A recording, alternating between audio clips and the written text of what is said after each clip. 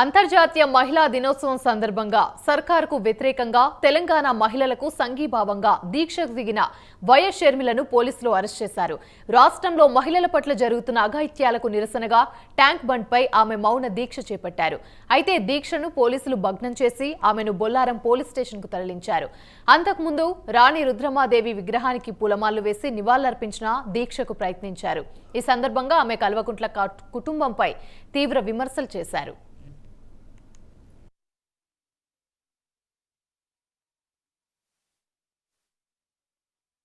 ప్రాణాలు కూడా గుప్పిట్లో పెట్టుకొని భయంతో బతికే పరిస్థితి తెలంగాణ మహిళలకు వచ్చింది అంటే ఇది కేసీఆర్ గారి లోపం కాదా?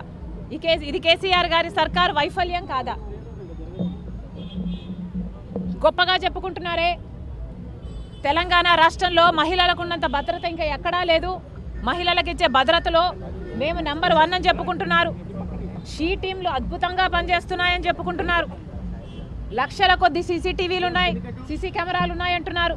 ఒక బటన్ నొక్కితే చాలు సైబర్ పోలీసులంతా అలర్ట్ అవుతారంటున్నారు.